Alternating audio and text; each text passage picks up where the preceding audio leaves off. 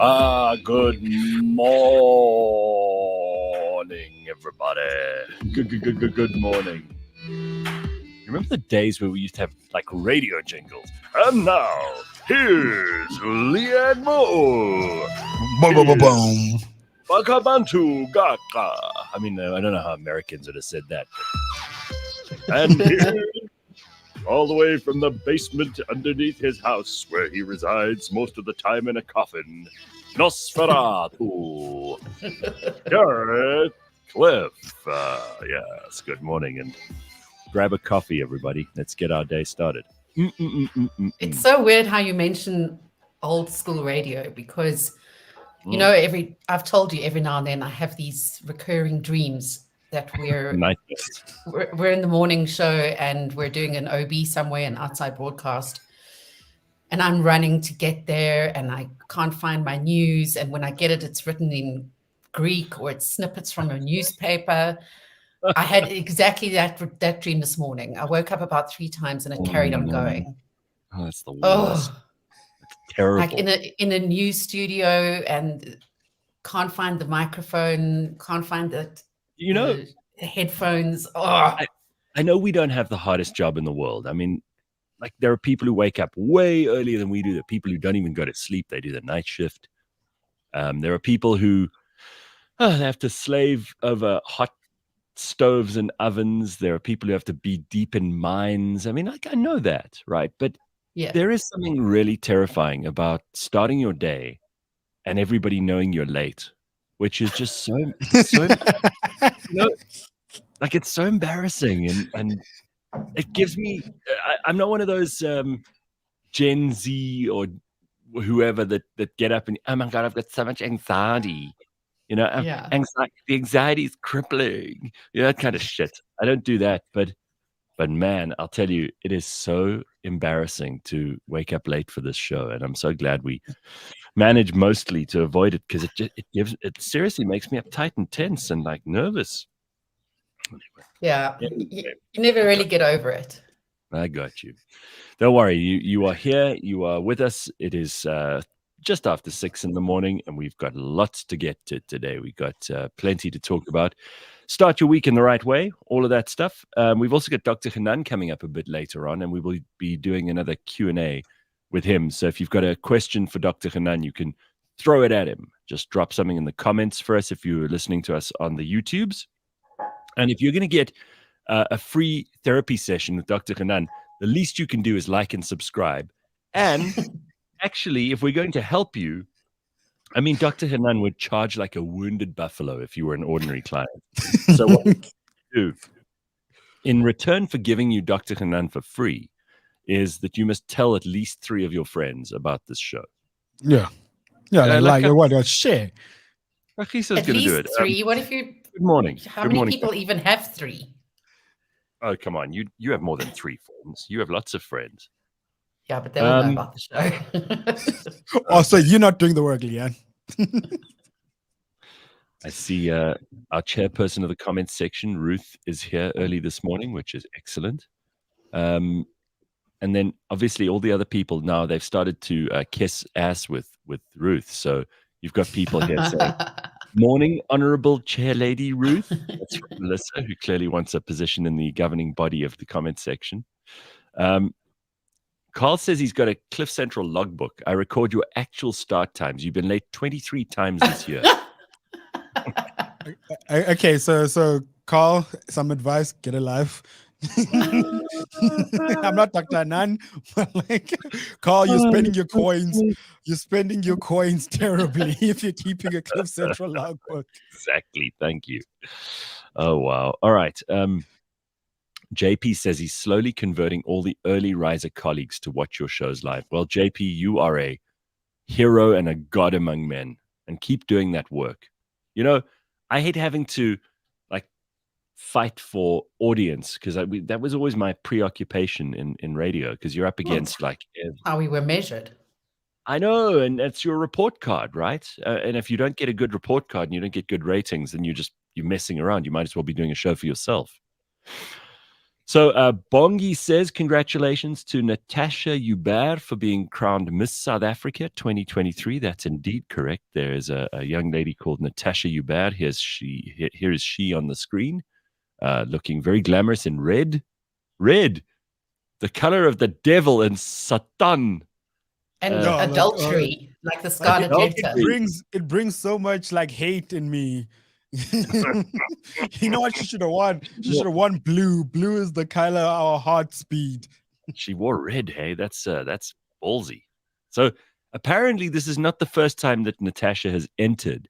She is a return competitor to Miss South Africa. I understood that you couldn't do that. Like once you were in, I thought like once you'd done it, you had to go off and find something else to do after that. You can do it again. I think you can do it again as long as you don't win. Also, I think there's like a time limit. Also, you're thinking about idols, Gareth. That's the nightmare you're having. No, we had return competitors there too. You know, I mean, there are these people who, you know, it's their big dream, and I'm not going to knock those people because they have a big dream, which is better than those people who don't have a dream. But she obviously in primary school really wants to be Miss South Africa. Hey, wow. I saw there was a lot of drive online for her to win. But I remember in primary school getting into the car, my mom's car, with my friend was coming home with us. And my mom asked her what she wanted to do when she grew up. She said, I want to be Miss South Africa.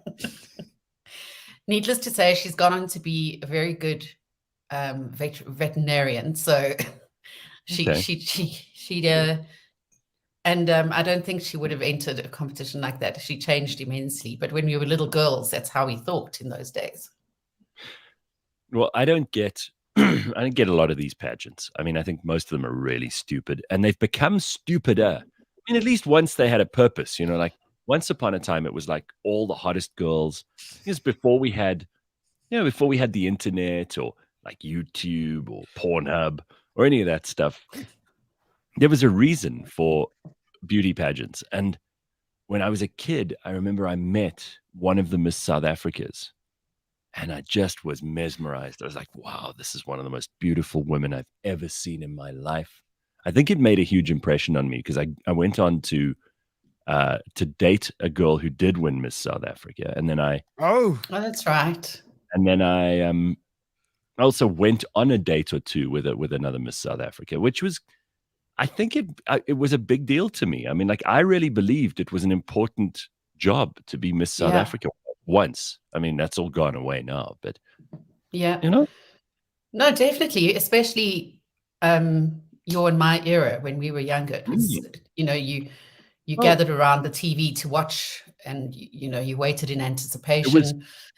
The otherwise the hottest women you would see were like the newsreaders, and sometimes they'd wear a top that came like a little bit higher than like where the cleavage started. And you'd be like, oh, these chicks are so hot. You know, like in the newsreader, it's like some very, very conservative Afrikaans woman, but you're like, well, that's all we got to see. It's either that or National Geographic, where they've got like the tribeswomen with their titties out. So, you know, as a young man, I mean, as a young man, Miss South Africa with the swimsuits, Leigh-Ann. I mean, they wore those exactly hideous one-piece things that weren't very flattering.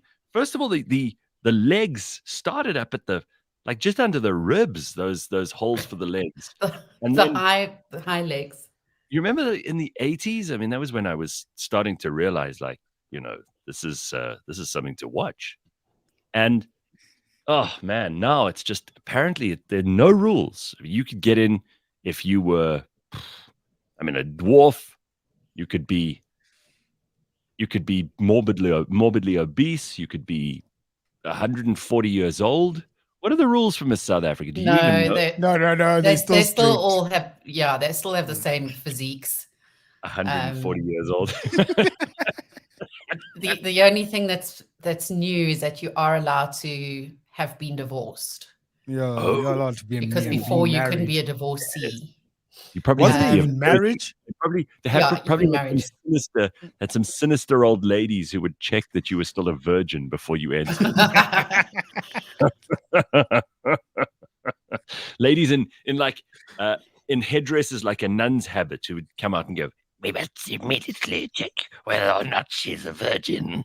Where the hymen at, though? So this Natasha, she won, and there was a big show. Apparently, they used to have it. Also, that was part of the thing, right? Yeah. Is it used to be a big show and sponsors, and I mean, it was always. Well, did you see the stuff she's getting? She's getting a it free? GLC for free, and she's getting this apartment for a year.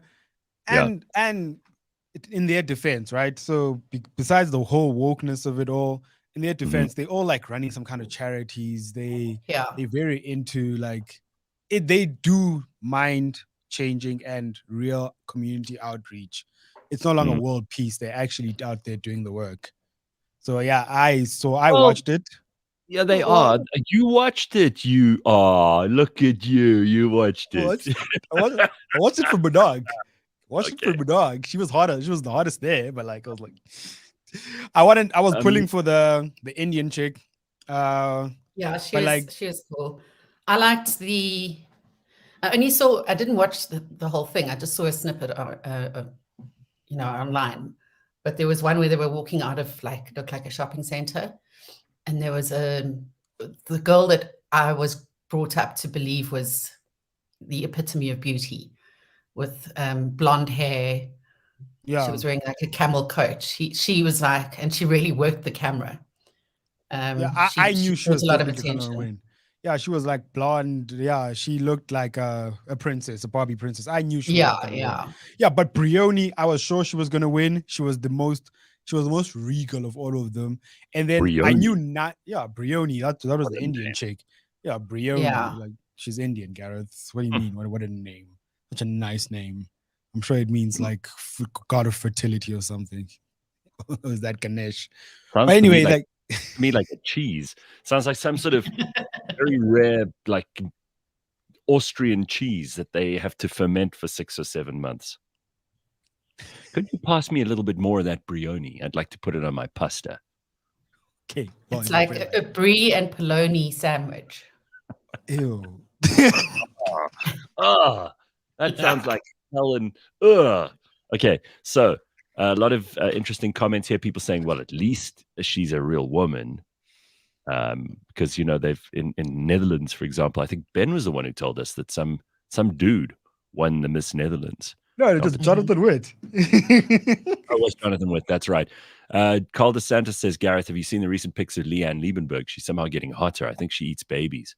She is looking hot. Listen, beautiful. There's some people who just they just age beautifully, Yeah, they age like fine Brioni. Yeah. Like you look at Sofia Vergara, for instance. She just gets more and more beautiful. So hot. God, that Sofia Vergara is just so fantastic. Sofia Vergara, it's who's the Indian chick married to the Jonas brother. She's also like looking immaculate. Halle Berry hasn't aged a day in her life. There's another one I've always thought was beautiful. She's never ever let me down, that Halle Berry. Dude. Even J-Lo. Even J-Lo. Oh, J-Lo. And I read it. Yeah.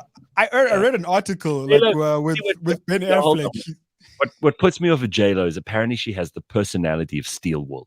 I mean, apparently she's just an absolute bitch on wheels. So oh no. What makes her ugly? Yeah. You could be the most beautiful girl in the world, but if you've got like that shitty attitude that J-Lo seems to have, and she's constantly got this sour look in her face, you can just see like Ben Affleck is this close to killing himself all the time. No. Ben Affleck divorced her again. That's the article I read. Ben Affleck divorced her again, and his reason, recently. Recently, he's like, I can't stand this person because they've been on and off together. He's like, but they just got remarried. Yeah, so she's like, I can't stand her. Oh, man, they must have some kind of toxic attraction to each other. Those, but he just liked he likes the Jennifers because he was also into Jennifer Garner. You remember we had Colin Cowie on the wedding planner. He actually did their wedding. He did the Ben Affleck Jennifer Lopez wedding number 2. He did that wedding. It was a huge show. Huh. Dude. She just looks like admin galore. I don't think Ben Affleck's perfect, frankly. I'm sure he's difficult to live with too, because these Hollywood celebrities always are. But she just looks like she is going to make your life a misery. She will step on your balls any chance she gets. And right? Yeah.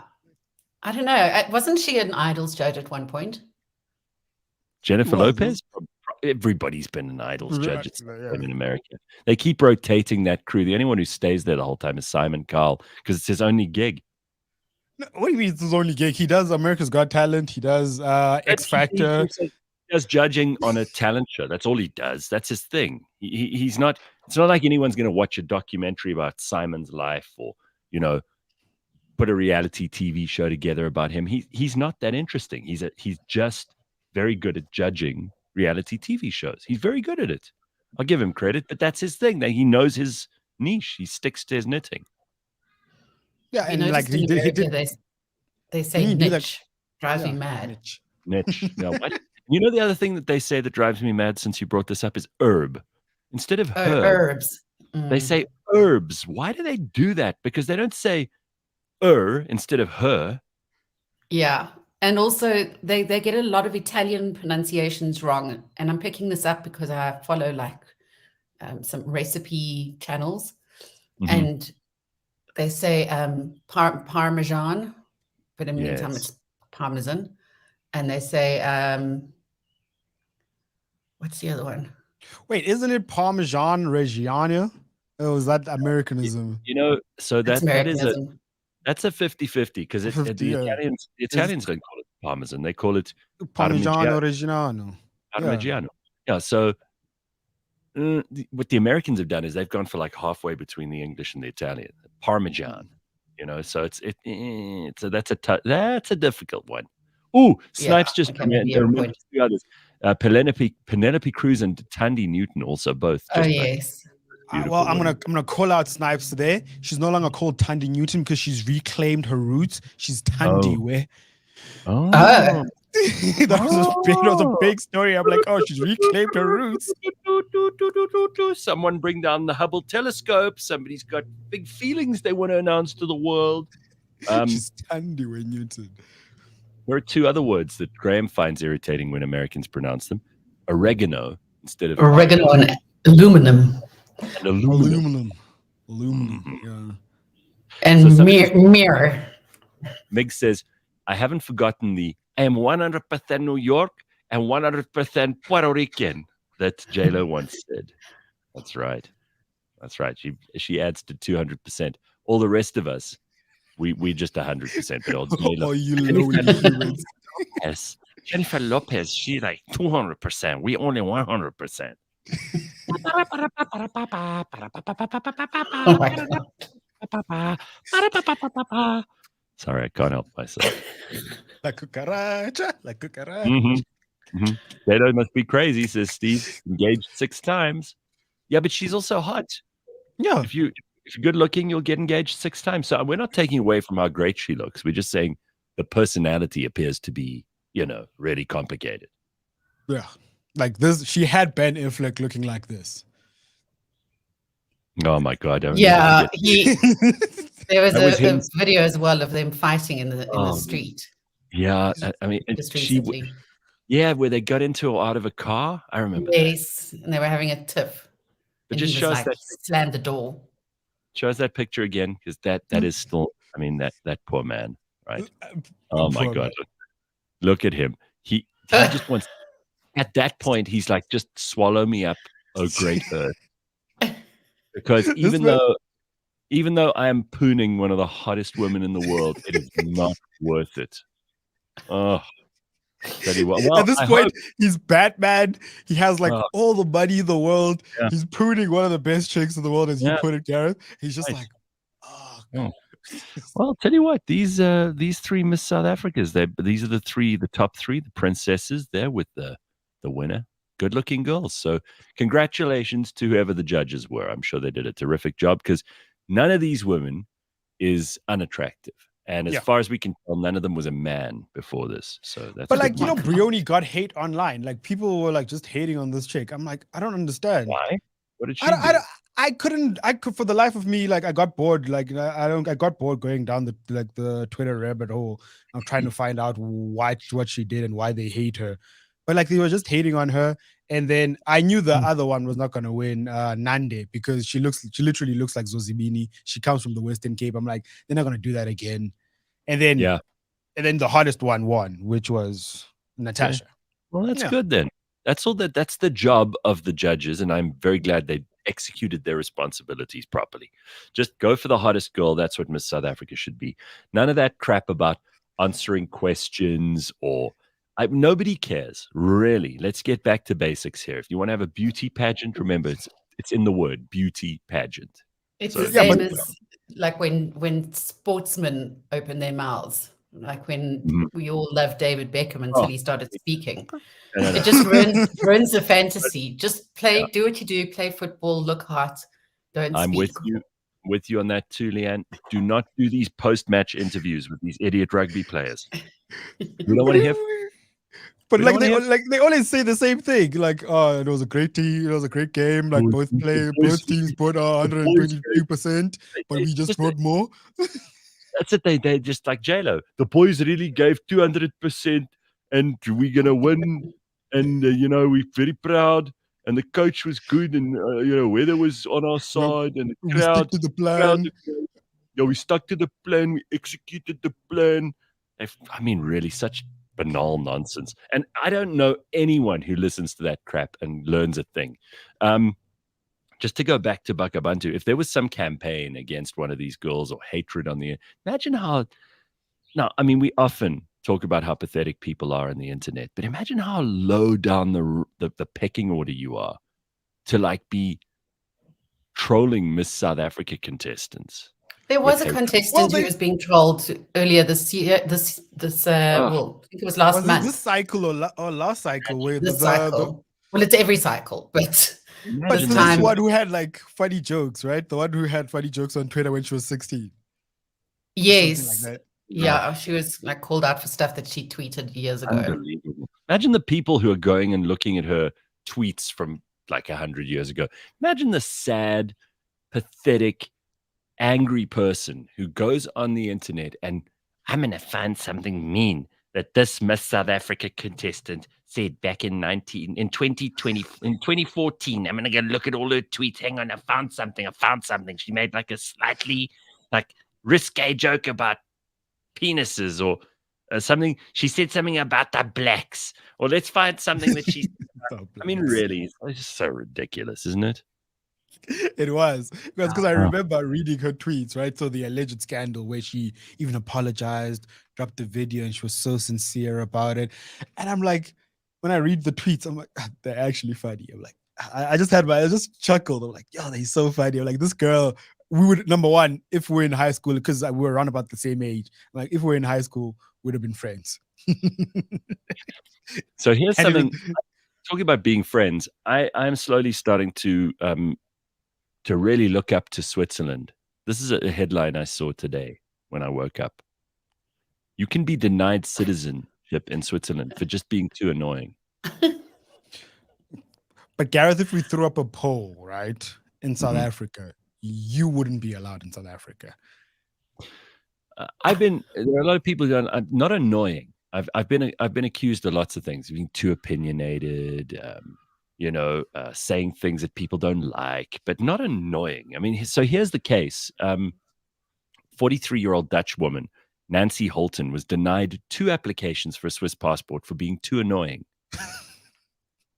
Holton gained a reputation in the village of Gipf Oberfrick for campaigning publicly against local traditions in which she believed they were violating animal rights. So this is like, for example, let's say I wanted to go and live in rural KwaZulu-Natal and I had a problem with them, like sacrificing a cow or whatever every now and then. I wouldn't be allowed to live there. They'd chase me out.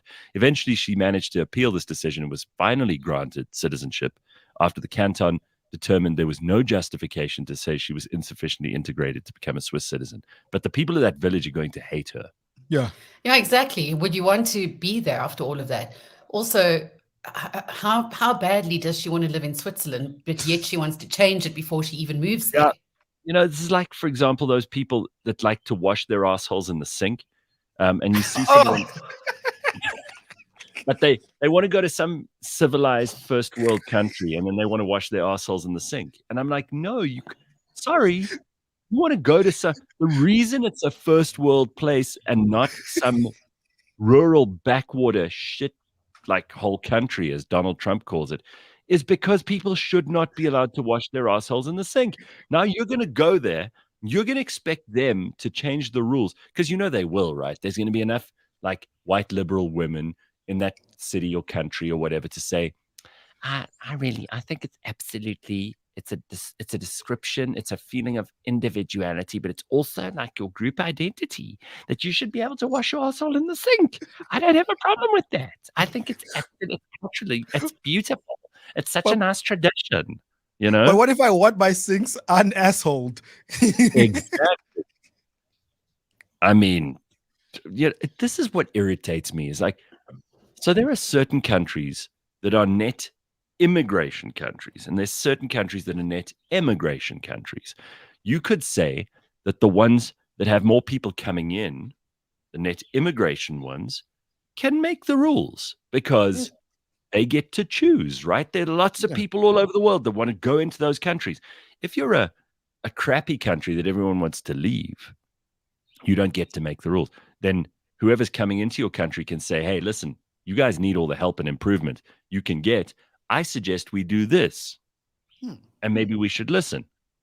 But if you are a really, really great country that people want to go to, like they literally hopping onto inflatable dinghies and just floating out into the Mediterranean without food, water, baking in the sun, taking the chance of some people dying, it's I mean, what an ordeal. And then you arrive in a country, and then you're like, all right, I think it's time you guys change things. You're like, what? You just, excuse me, you floated out here on a piece of inner tire from a tractor, and you're going to tell us what to do in our country? But listen, isn't that what colonialists have done throughout time? What a colonialist arrived in countries and told them that they should do things this way. Yeah, and changed the rules to what they wanted. Yeah, and that's why Singapore is fantastic now. As Helen Ziller told us in a very controversial tweet once. But I mean, argue against what I've just said. Try and come up with a good argument. No. So I am for it because I'm also like one of these people. Like, I come from rural Eastern Cape, went to Afrikaans town, and then what we decided to do, we're not going to be slaughtering in our backyard because people believe in animal rights here. But like the people that did that I was always like on the fence. I'm like, hey guys, don't bring the hood here. I am also there's a line somewhere. There's respect of your culture and whatnot, but there's also time and place, and people like coming into other people's spaces and dictating the rules. Like there's a reason why you left. If it was so great where you come from, then stay there. Yeah, that's it. I think, listen, people are just so dishonest about this stuff. If you were really honest about it, and let's say, like South Africa has a net emigration. So we're losing more people than we're gaining, despite the fact that we've got 3/4 of Zimbabwe living here, We do. But the people who are coming here are coming from even more shitty places. So it's not like we're getting, tons and tons of people from places like Singapore. They're not coming from there. Or Taiwan. We're not getting Japan's chief engineer or scientist. No, or like people who are leaving Canada to come to South Africa. There's hardly any of those, right? And I'm not saying Canada's perfect, and I'm not saying Singapore's perfect. But I really think that if you've got net immigration, there are more people want to come in than get out, then you get to make the rules for those people who are coming in. That's all. Right? I also believe that, but that's not how the world works, Gareth. We need to consider feelings and cultural years-long tradition. Nah. By the way, Austria is, by the way, looking for people. They're paying people to go and live there if you are a certain profession. So check that out if you're interested. One of them is an accountant, which is... You got to be careful in Austria. Remember old Joseph Fritzl. Look out for those. They've got a history of some pretty wacky people in Austria. So just saying, Oh man, outside of Europe is just weird. I'm just that's all I'm saying. An artist once got insulted for a painting and he became a dictator. I'm just saying, from Austria. Yeah, right. Yeah. Quite a famous guy that he was and not famous in a good way. All right, so listen, a couple of headlines for this morning, and we've got to get to some sport as well because there's obviously stuff to catch up on. After a weekend of sport, Premier League is back, as Ben told us on Friday. Where do we begin? Let's take a look at this. This is a good story. Well, I mean, it's a horrible story, but it's a good thing that Jason Momoa is doing because apparently they've had the most terrible fires in Maui, in Hawaii. Terrible, terrible pictures.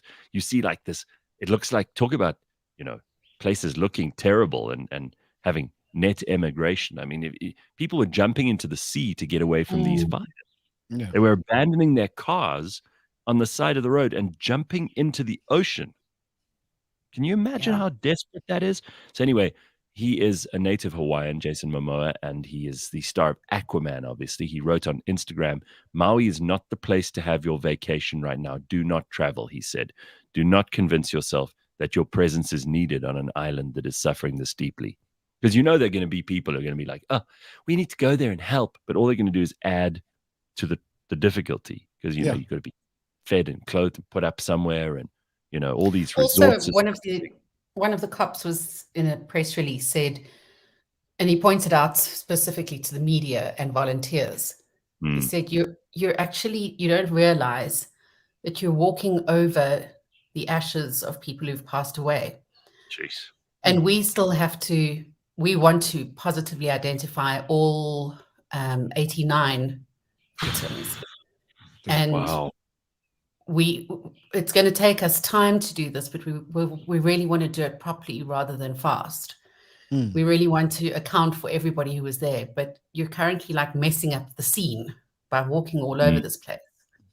Yeah, apparently, he said we need less visitors on the island, taking up critical resources that have become extremely limited. Residents of Maui said they were appalled by the sight of tourists swimming at the beach while residents are still counting the dead. Yeah. Man. Because you got to get in that Hawaiian holiday in, right? It was booked up and whatnot. But with what beaches opened up? Ukraine's beaches opened up. Like a couple of them. Yeah. The Ukraine is opening up beaches and whatnot. So they should be vacationing in the Ukraine, not bad women out there. Someone sent me a picture of like a whole bunch of really hot Ukrainian women partying in a club because all the men are in the army. So all these beautiful women are like left alone in the town. I'm like, left alone. They're probably happy celebrating. Like Gareth's like salivating, like no longer repressed. Oh, that's where I'm needed. I'm needed in the Ukraine. Better get on a plane and go and help. Kiev, here I come. Gareth searching barman jobs in Ukraine clubs. Learning how to throw cocktails up into the air and make some fancy drink. No, what do you mean? It's the Ukraine, Gareth. You don't have to do fancy drinks. Just give them vodka. Yeah, they'll just drink. Someone told me that the worst drink they ever had was from a bottle with vodka written in on a Cokie pen. Vodka. They didn't even know what brand it was because they were a poor student, and they once drank from something that was like a 2-liter Coke bottle with vodka written in Cokie on it. That's probably from Russia. Dumb ways to die. Jeez. A new bottle written vodka. Imagine what was in there. But Scorpion pills. We were also doing this during COVID. Like people were drinking stuff left, right, and center. Pineapple, beer, and all these weird contraptions that people were making in their backyard. And some people were drinking battery acid fueled stuff. Would you go on holiday to a country that you knew was in economic and social distress? If you knew you could get a cheap holiday, like I'm appealing here to the better angels of your nature. But if you were, let's say you'd booked a holiday in Maui, right? And you're staying in this 5-star resort and you're paying an absolute fortune and you booked like 2 years in advance and they're not going to reimburse you. Would you still go? Well, I mean, has it burned down or is it still in existence? No, it's like the it's burning resort. around the hotel. Yeah, The resort's fine, around. but everyone on the staff has lost a family member to the fire. And no, there's no ways. But they still have to work. You don't know that though. You arrive there and everyone looks very glum. You're like, come on, smile, you motherfuckers. I'm paying. Well, besides the fact that Jason Momoa told me not to do it, I'd still do it. Yes. Yes, come on, it's 2 years. It's Maui, Leigh-Ann. I'd go. I'd be like, hey guys, we all have a job, hey? Yeah, I'm thinking, well, any like form of danger that I could be putting myself in, I would avoid. But that's just like harm avoidance. You're not in danger. You're just like inconveniencing these people that just lost family members and you're making them come to work. No, definitely not. I won't even ask for an extra ingredient on my pizza because I feel like I'm inconveniencing. I'd complain about the steak. I'm like, dude, like, oh, the steak is like burnt, hey? Like, the steak is burnt, eh? Sarah says, I hear the beaches in Somalia are immaculate. I would explore. My Polo says, I had a chocolate from Russia over the weekend. It's absolutely the best I've had so far. See, I don't have a problem. Like if someone said to me that product you're buying is Russian, that's wrong. Russia's a warmongering country, and Vladimir Putin is an evil dictator. And how can you buy Russian product? I'd be like, it's none of your business. Who are you? Get out of my face, activist. And also remember that there are a lot of Russians who don't agree with what he's doing. And there are a lot of them that need some income. I mean, you know, if I go to a strip club and I support a Russian girl who is trying to send money back to her family in Moscow, I think that is I'm a philanthropist. Sure. I see myself as a philanthropist. I don't see myself as a bad person. You'd pay for both titties. Of course. I mean, otherwise she's going to be working in the sappers. She's going to be digging trenches for the kind of front line. No way. She's too pretty for that. Okay, well, let's hold this show like just for a second, Gareth. And like, you know who else is buying Russian products that we're not talking about? The US is buying uranium from Russia. Of course they are. But we're not talking about it. Let's talk about sport instead. Okay, I agree with you. Let's get into some sport. All right. Beyond the scoreboard, our weekend sports recap with super bets. And I hope you placed your bets over the weekend, because if you placed your bets on some of these that are about to become the news of the morning with Bakah'abantu, you might have won. What do we got? Yeah, we got the FIFA World Cup. Okay, Ben, we spoke about sport. The Women's World Cup. Don't confuse people. The FIFA Women's World Cup, Gareth. What? Who's in the? Please come on. Who's in the semifinals? Let's get on with it. Okay, well, the home team Australia held the penalty shootout against France, and they won, and they beat England, who beat Colombia, and then Spain on Tuesday are also in the semis. So it's going to be who? Australia versus Spain, right? That's what we say. For the one semi, what's the other semifinal? What do you mean what's the semifinal? I just said it. Semifinal. You got semifinal. In the semifinals, not just two. Oh, the math is not mathing. No, I'm saying it's Australia playing against France, and then Sweden versus Spain. You totally messed that up. You clearly weren't watching. You're just like Lebang, who says, I support women's football. And then when I ask you about one of the players in our team, she goes, I don't know. Okay, so it's Australia versus France. France, yeah. Right. No, you idiot. No. It's Australia versus England. Okay, Gareth, take over. Like, right. I'll talk about the Premier League. So I only have talk about the women. All right. So I have this written down in front of me. Home team Australia held on with a penalty shootout win against France. So they won that in the quarterfinals, but now they're going to play England in the semifinals because England beat Colombia. So it's the English versus the Aussies. And in the other semifinal, it's going to be Sweden versus Spain. Very exciting. So S versus S and A versus E. Okay. And you got to place bets accordingly. All right. Now, that was the part that you clearly didn't watch, but did you watch some Premier League over the weekend? Of course, I watched the Premier League. I watched Man City beat.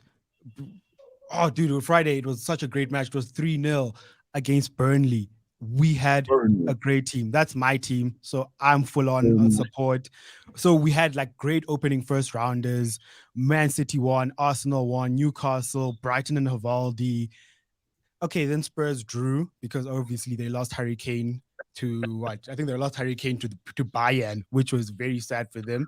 And then Man United, for all the people that suck in the world, like Ryan, probably were watching last night when they were playing Wolverhampton.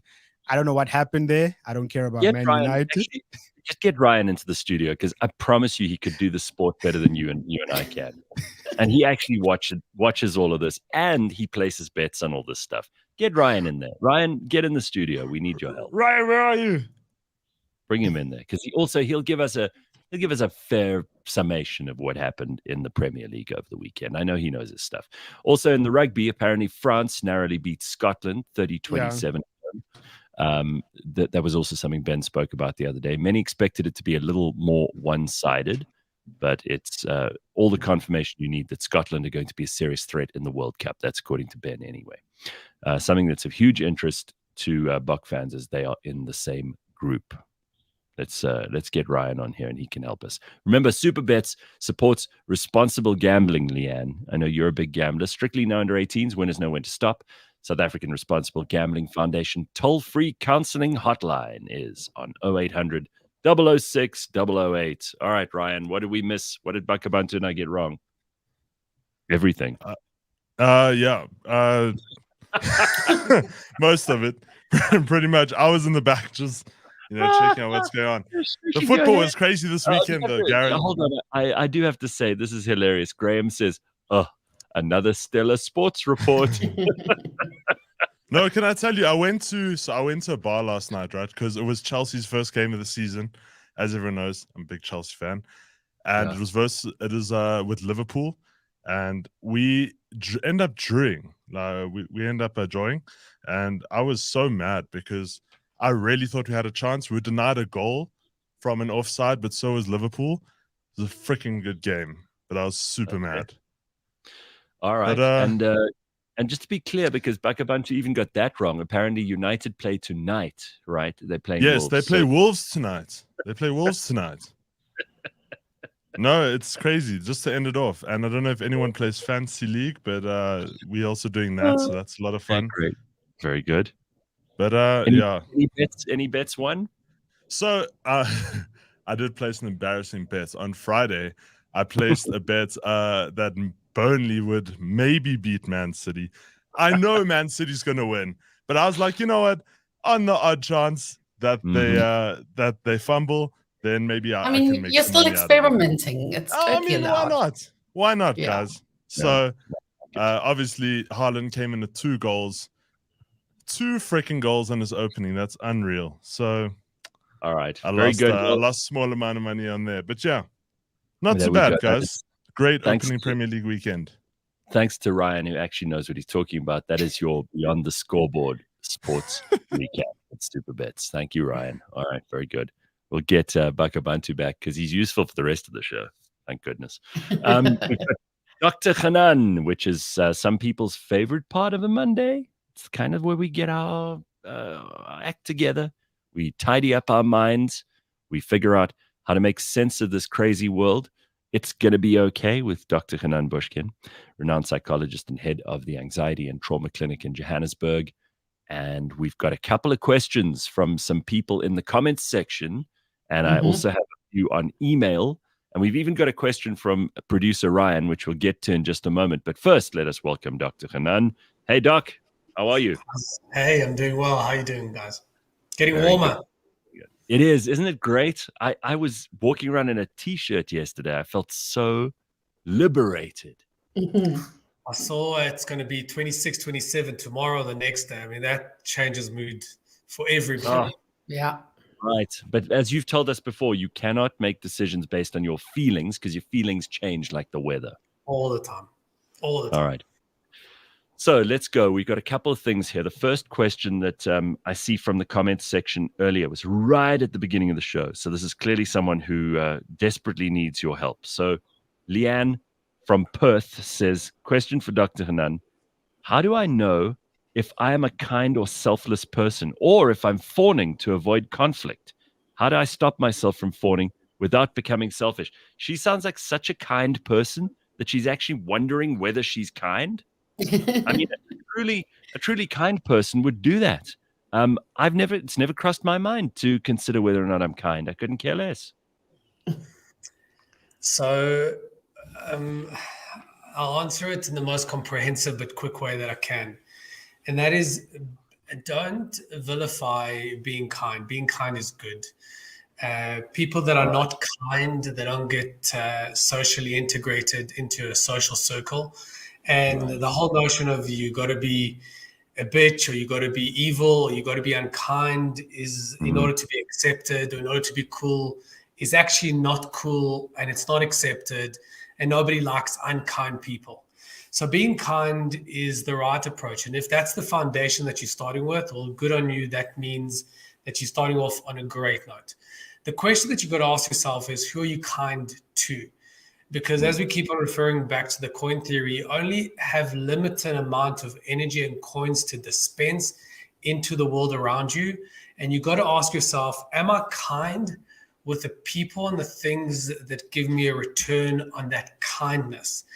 And if you feel that the return is not there, then you got to redirect your kindness towards other people. So almost think of your kindness as a hose pipe pouring water.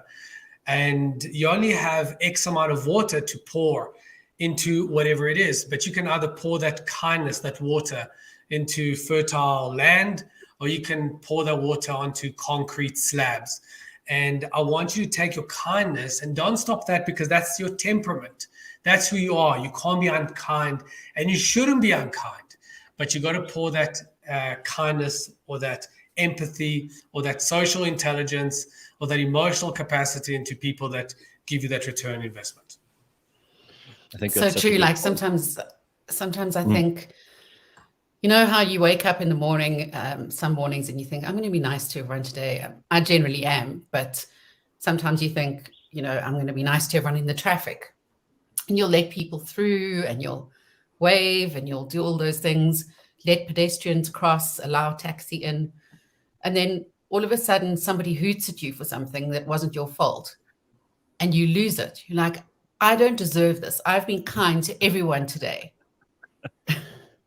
And you can actually and you've reached a point where you've broken down because you've spent all your coins being kind, and something tiny like this has now flipped you off because you're at the end of your tether. Yeah. And you know what we do, Leigh-Ann? We actually tend to generalize. So like we have 99 great moments, and we have one bad one, and we're like, I'm done being kind. Meanwhile, it's just the one that gave you bad feedback, and you forget very quickly the 99 that were very appreciative and acknowledge your kindness. So the aim is not to stop being kind. The aim is to be kind to the people that return that kindness right back. All right, but Doc, there is also, I mean, kindness, I do agree with you, is probably one of the most beautiful qualities in someone. And I do think that truly kind people are less concerned with how the kindness is received than they are with actually just being the kind person that they may be. You know, there are those people who are very concerned with the social cachet that comes with being kind. In other words, they want people to think they're kind, even though they're not. That bothers me a little bit.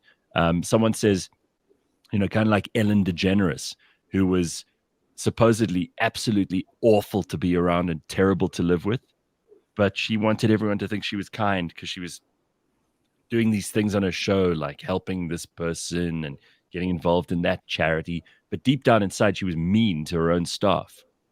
Yeah. Look, I mean, we're not talking about people that pretend to be something that you're not. You got to stick to your lane. But, you know, there's I always say to people, I know it feels like you want to give and give and give with no wish or fantasy of getting anything in return. But in reality, when we give, we expect back. That's the reality. Yeah. And we might not expect back in the same currency, but we expect back in the same value. So what I mean by that is that if I go and give a beggar 20 Rand, I don't expect 20 Rand back, but I expect the feelings to the value of the 20 Rand. Because the truth is, if I gave a beggar 20 Rand and I felt awful, well, I'd stop giving 20 Rand. So we mustn't assume that the moment we give, we don't expect anything in return. That's ultimate kindness without expecting. Psychologically, it doesn't work that way. The moment we give, we expect the rule. One of the key fundamentals of the coin theory is the more you invest, the more you value, the more you care, the more you get disappointed by that. So in other words, if I invest R1 million into a business, I'm going to value it a lot more than I invest 0 into a business. So the moment we invest, we don't necessarily expect the same currency, but we do expect some form of value in return. I think that's very sensible advice. Okay, so I mean, all in all, we like the idea of kindness, and we're going to say to that person who sent that message to us, keep doing what you're doing. Don't worry so much about how it's received. Just keep being kind, and ultimately that will make you happier. For sure, but be kind to in the right channels. Yeah, don't waste your kindness. Don't just use the hose pipe. Exactly, because the truth is, if you are, and this is important, unconditional kindness, unconditional love breeds abuse. Ooh. Remember that. Unconditional kindness, unconditional love breeds abuse. You're about to get abused if you're going to give your kindness for free. You must always be conditional with your kindness. You must always be conditional with your love. The only unconditional love that I can think of is between a parent and a child. That's the only unconditional love that I can think of. Everything else needs to be conditional. Otherwise, you're breeding abuse. Because the opposite doesn't work. And if it's conditional, then you're going to breed respect. That's the nugget of gold we were hoping for this morning. I'm glad we stumbled on it. So that idea of, because people have this idea that unconditional love is the most noble thing of all, you're saying no. If that's what you're going to be doing, you're going to end up waiting there for abuse. No. You'll attract people that unconditional givers attract unconditional takers. That's the way it works. So if you're going to give stuff away for free, you'll have the people stealing it from you. That's the way it works. So don't give it for free. Be very conditional and intentional about who you give your love or your kindness to. You know, there are a couple of comments here and questions, and some of them we can deal with this morning, but some of them it's going to take us a little while to unpack. Graham says, I really enjoy Dr. Hanan's analogies, makes handling scenarios and emotions more understandable for a layman like me. And for us, Graham, it's not just for you. I mean, I often find some of this stuff really, really thoughtful and interesting. So Richard is moving to an equatorial country. Will my mood be the same every day? Obviously not. I mean, I'm not even going to waste your time answering that. Bongi says, Doc, how does one stop being so easily distracted? I'm asking for a friend. Is there a way to do that without meds? It's such a loaded question, because I would need to ask her, what is distracting you? Is it a feeling that's distracting you? Is it a child that's in the room that's screaming and shouting? Is it lack of sleep that's causing that? Is it a colleague that's maybe keeps on bugging you every now and then about something that's frivolous and not important? So I always ask my patients to really name the thing that triggers them, really name the thing that bothers them. Name it. The number one mistake that we make is, one, we don't name the thing that's causing us to feel the way that we do. The number two mistake is we name it very generally. So I'll give you a quick analogy. If I take my car to a mechanic 1 doesn't diagnose the problem. Mechanic 2 diagnoses the problem, but very generally. Mechanic 2 says, oh, the car's broken. Mechanic 3 diagnoses the problem very specifically. The car's broken because the right front tire is flat. Mechanic 1 that doesn't diagnose the problem cannot fix it. Mechanic 2 that diagnosed the problem very generally cannot fix it. It's an illusion. He created an illusion that he diagnosed the problem, but it's so general that he's completely disempowered to actually go and do something about it. What does it mean the car's broken? Yes, it's true. the car's broken, but that is so general that it completely disempowers him. Mechanic 3, the only one that diagnosed the problem specifically, is the one that's now empowered to gather resources, create a framework to go deal with the problem, which he named as the right front tire is flat. And we do the same thing in our lives. We go, oh, I'm distracted, but we don't name what's the cause of it. Or a lot of people name the cause of it, but they name it too generally. So they go, oh, I'm anxious. It's the country. It's my family. Those are all airy-fairy nonsense that gives you the illusion that you've named it, but that is so general that you will never be able to fix it. What does it mean, the country? What does it mean, my family? What does it mean, my work? Even if it sounds very specific, or financially, what does it even mean? Are you in debt? Do you owe somebody money? Do you need to plan for a holiday? Do you need to save up for your kids' education? What does it mean? So people don't want to spend the time to name the thing that's bothering them. They would rather, 1, not give it a title, or 2, give it a very generalized title, but then they're disempowered. So back to the lady, I would ask her, name the trigger. Be as specific as you possibly can so you can deal with it. Awesome. I don't think we got time for anything else, but there's plenty of gold in them there hills with Dr. Hanan this morning. So this is valuable. You know, I admire the fact you just wake up and you make such sense immediately. I wish I could do that. I wish, me too. I mean, Bakah'abantu and Leigh-Ann and I were talking about Miss South Africa for like 20 minutes. It's like stupid nonsense we come up with. No wonder we can't charge people for our time like that. He can't come up with like mechanic 1 and mechanic 2 and mechanic 3 and unconditional kindness breeds unconditional abuse.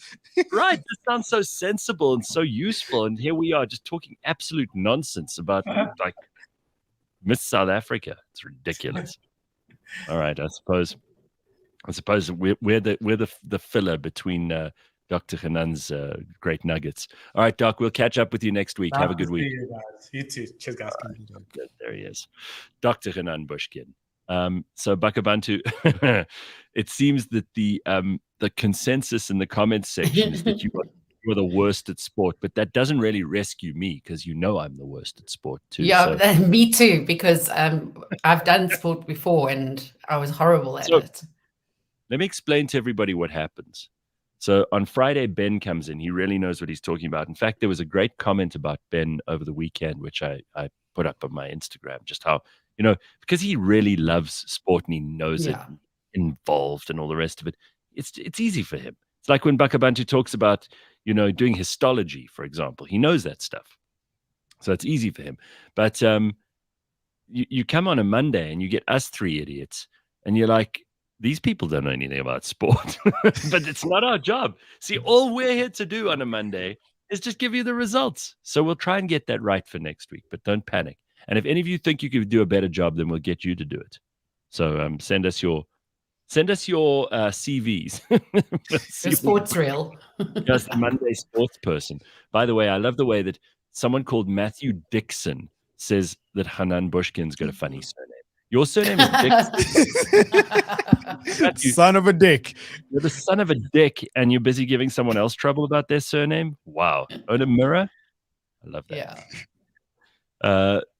OBY Sedgefield, gem of our garden route. I just love that long this name in the comments section. It says, social media pounds stress on people. Just watch in shopping centers. So many in the bubble. They sit down, first reaches mobile, and the bubble surrounds them. Scary stuff. The Twitchers tribe. Shame.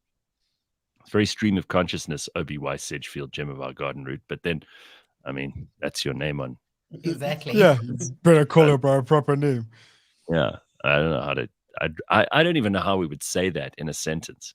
Okay, so Bakah'abantu, what do you think? And Leigh-Ann, are you okay? And OBY Sedgefield, gem of our garden route. What do you think? All right, let's get on with it. We've got 7 o'clock on the clock right now, and that means we've got to take a quick break. We'll be back in just a moment. Don't go anywhere. CliffCentral.com. There is a cacophony of jabberings at that corner. Please come to silence. Yes, perfect. Up next in the Auto Trader podcast. Too much demand over in Europe, and so therefore we don't get as much as we might want to get. Normally there wouldn't be a shortage of supply. So that gets balanced out. The last 2 years, everybody had a shortage. I think, if I remember correctly, in 2020, just when the shortage started to happen, end of 2021, South Africa was one of the few markets that got extra stock instead of being reduced. Oh, wow. So that was good for us. But 2022, everybody got hit.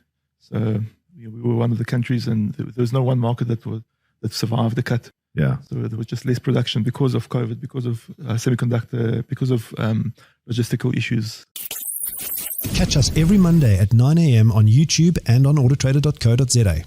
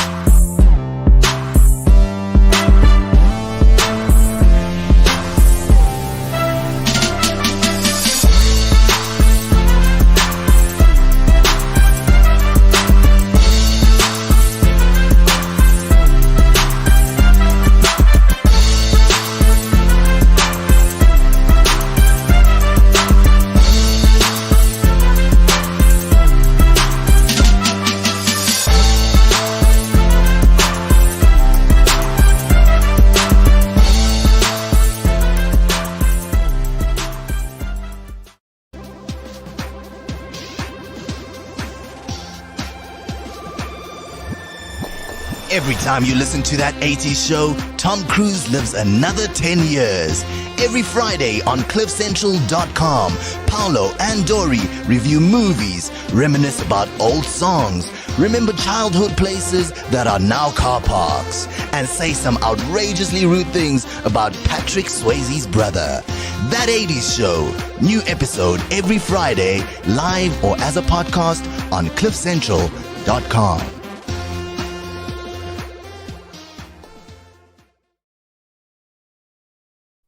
All right. Good morning, everybody. It is Monday, and we are here to look after you. It is the 14th of August. Yes, steadily moving towards summer. My favorite thing. Yeah. The only thing I like about August is that we're closer to summer than we were in June, July. It's pretty warm in Joburg. Like, as you can see, like, sun's out, guns out. I can see. Look at you. Hey, you said that you are going to be hitting the gym very, very seriously now, and you're going to be very careful about what you eat. Someone insulted you last week at Cliff Central. Someone, and not a listener, because we're used to being insulted by the comments section. But who insulted you? I walk in, and the love of my life, Oast Jane, she loves me. I love her. Sis Jane, me and her are like this. We are tight. And she's like, you are fat, ne? I'm like, you are fat, ne? No, it was more of a statement. She wanted me to agree with her. She's like, you are fat, ne? I'm like, ne? That's horrible. That cuts you deep. I'm like, I didn't think so, especially today. I'm like, maybe I'm bloated. She's like, nah, I've been noticing. Yeah. And yeah, like, but you can't expect anything but pure honesty from Jane. No, that's what I took. I was like, okay, no, this is an honest review. She's not lying to me, so I need to do something about this. Clearly, I've been hibernating for winter. I've been eating too much of those. Too much of those carbs. Like, need to fix this life thing. Jane is not going to sugarcoat anything, right? No. And clearly, by the sound of what she said to you, you shouldn't sugarcoat anything either. I weighed myself over the weekend, which is always a really stupid and dangerous thing to do. And I suddenly realized, like, I'm about 5 kilos heavier than I should be right now. And that I've got to take in hand. It's not acceptable. It's just not acceptable, especially for me, because I'm always so rude about fat people. So if I'm fat, yeah, the pressure's on. I have to start physio this week for my hips. Yeah. I know. And, gym is one thing. And especially if you don't have a trainer, you can kind of go at your own pace. But physios will hurt you. They'll hurt you. But you need to do that, because if you did it on your own, you could also hurt yourself very badly, right? So you've got to, you got to look after that.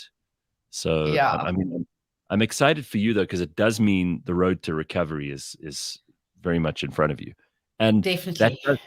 I still think we can all get a little bit, let's just say a little bit firmer by December.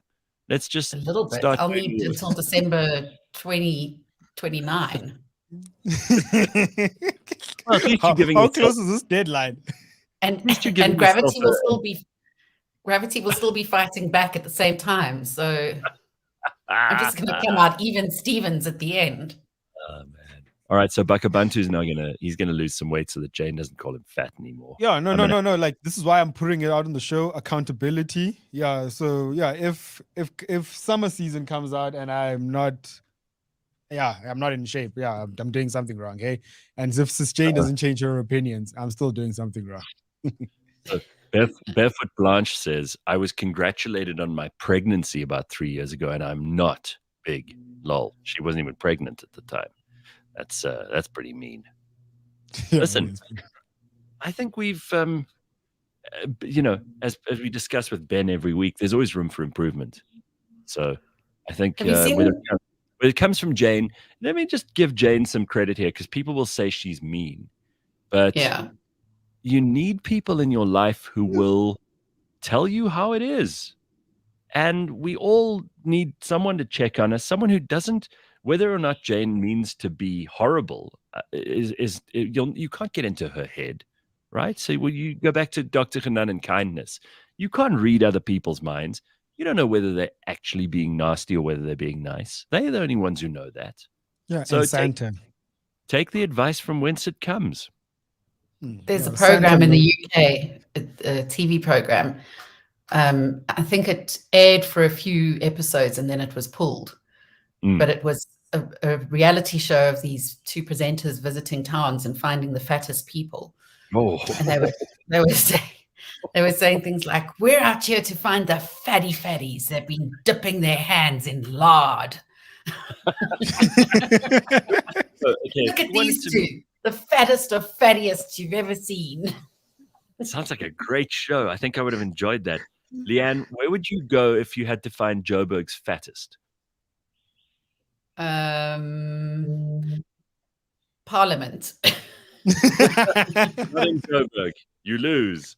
Come on. It's not in Joburg. You're right. If you had to do a show on like extremely fat people, where would you go? It's got to be the East Rand, right? It's got to be somewhere in the East or the West. Give me a specific location, because you've got to go there with your film crew. You got to set up for the day. Now you're going to find the fattest people in Joburg. Where would you go? Boksburg or Brockpan. Let's go with that. You are looking for big trouble with Simpiwe, hey? She's coming off. Dude, every time anyone mentions Boksburg or Benoni or the East, even if you just say the East Rand and you're non-specific, she gets wound up. Well, this is why I'm on Monday and she's on Friday. Like, we never meet. You're lucky. The full weekend between the two of you. The East Rand doesn't take any prisoners. You may be Eastern Cape, but she's East Rand, and the East Rand always win fights. Yeah, they have that sword, right? All right, so here's an interesting story. Is this dude in KZN, he paid 15,000 Rand to service his Polo. And he took it into this, what he thought was a workshop. And he later found out that the Polo was stripped of all of its parts while it was at the dealership. This is why you need to know who the dealership is. You need to, I drive a car from Phil, who's at DeWitt Motors. Phil knows what he's doing. He has professional staff. They would never allow something like this to happen there. And then you can't just go to some fly-by-night. Look at this. And then blame you at the same time. Oh my God, look at this. So here's what it looks like. Inside, they've just pulled out 3/4 of the stuff you need in the front of that.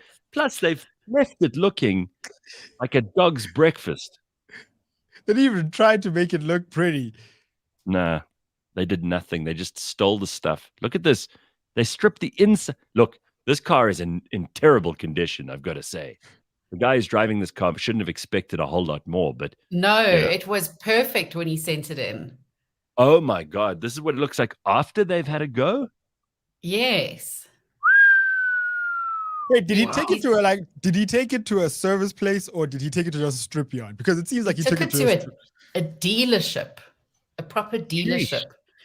So the thing is, okay, his name's Ayanda Shange.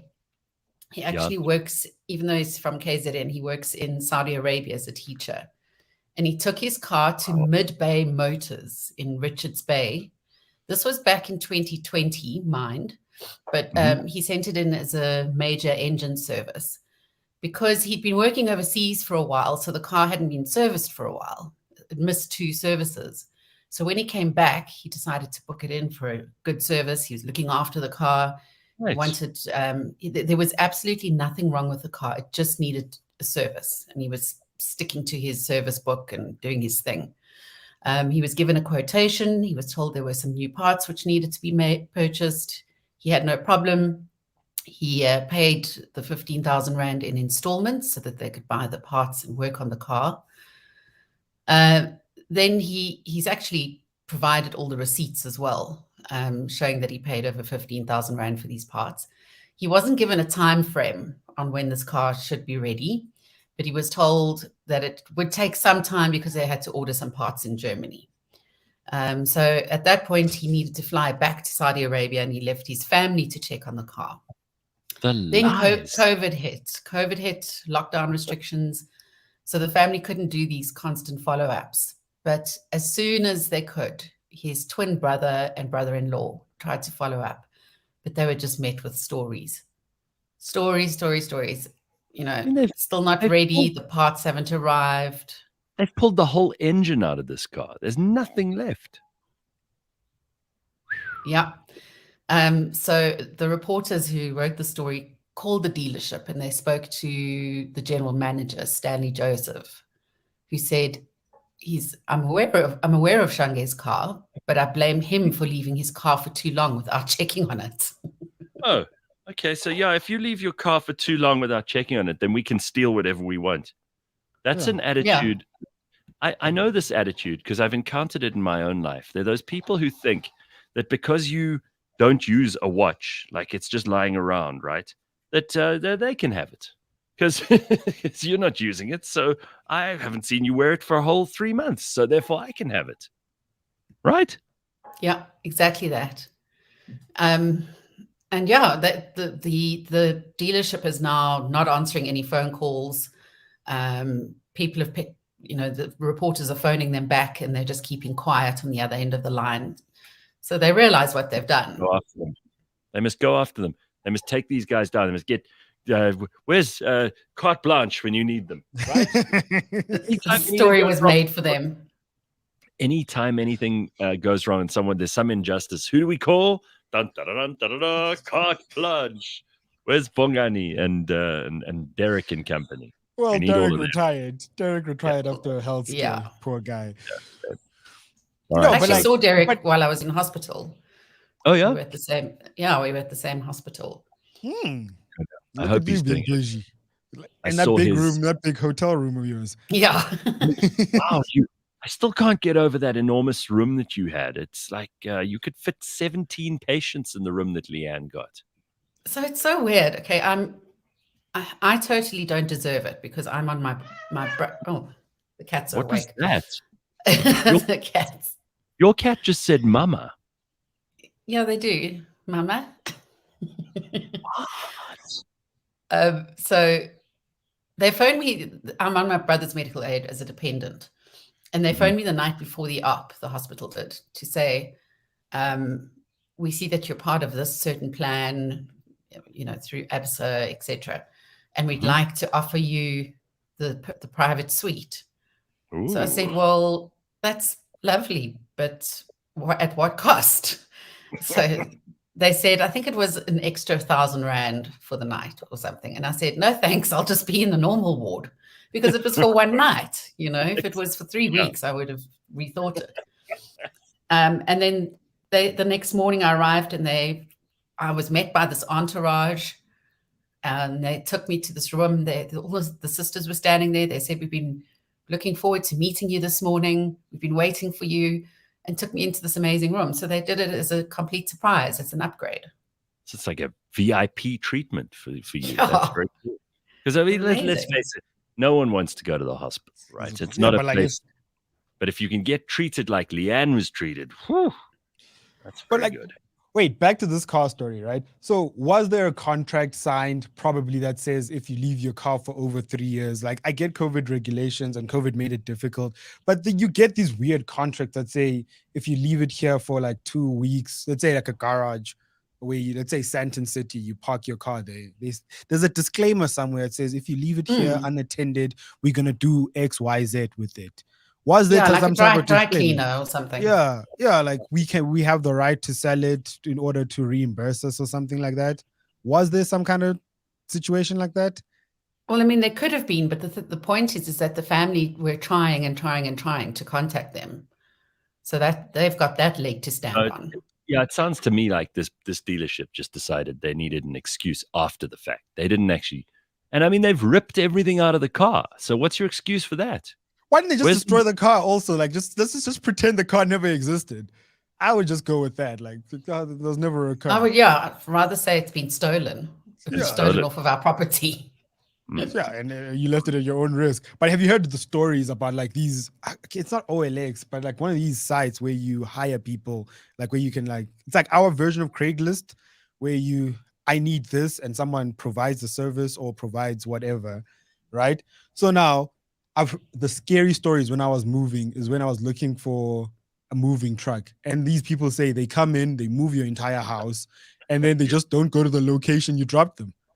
You say I'm going to X. They're like, yeah, no, you basically help the thieves take everything in your house and you just go away with your stuff. That's scary as hell. Imagine all your life's possessions in one truck. In one truck, and you helped them, and then you paid them for it, and then they just don't arrive at their location, and all you have is a number and a vague description on a site. Yeah. Those dodgy removal vans, fly by night. Fly by night. Be careful of these fly by night places, guys. The owner is paying in installments. He didn't just leave it. That can't be right, says MM. Yeah, well, exactly. This is very odd. Listen, Bronwyn just said an interesting story. She says, I thought the blue light brigade was only a problem on the highways. I was pushed off the road by one this weekend on a suburban road. One guy alone in one of those big black BMW SUVs. So frustrating. I always do this out of the window. I give the middle finger out of the window. So either I'm going to get beaten up like those guys on the highway the other day, or they're going to get the message eventually that I have no respect for them, or that there are lots of people like me that have no respect for them. I don't think that these people who are public servants, the word servant comes into, these people should not be pushing citizens of this country over onto the side of the road. It's unacceptable.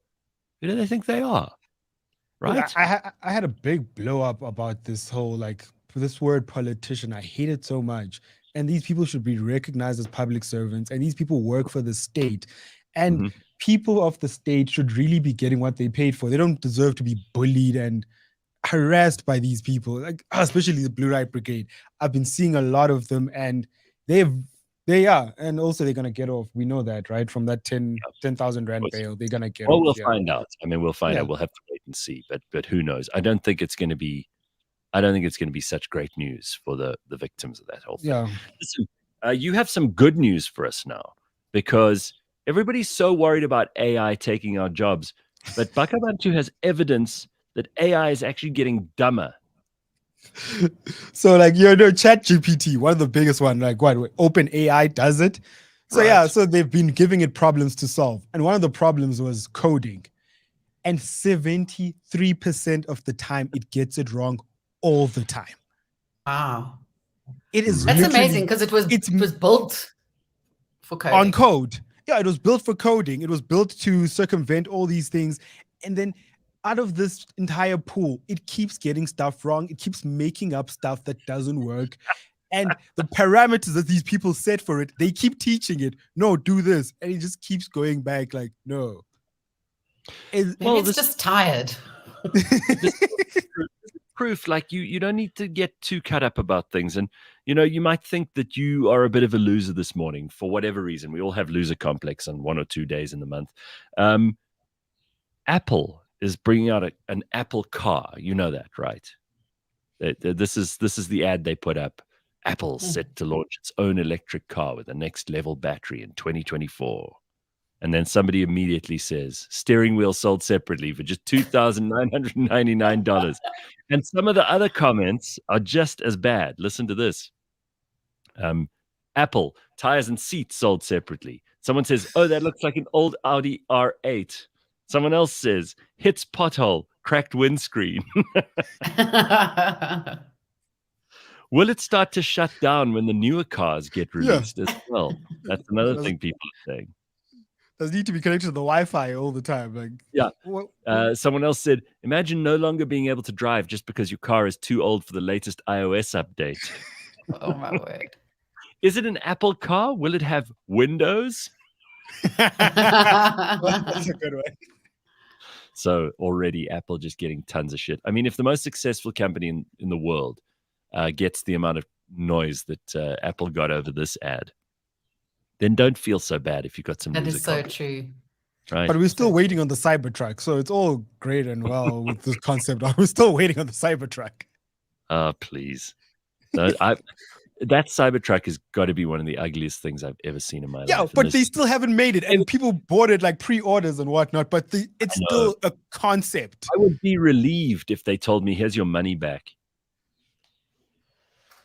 Ugly as sin. Apple cars will need their own special charging stations, says Hardy Dave. Yeah. And they'll probably have, where's that? Here, they'll need this cable, right? This is the one they'll need. The adapter. Yeah, this is how you'll charge your Apple car. One of these dumb things. By the way, this particular one, just to show you, if I plug it in this way around, it charges the iPad. If I turn it that way around, it suddenly doesn't. And it's supposed to work both ways, that one. Right. You can't afford that in a car. It's a big problem.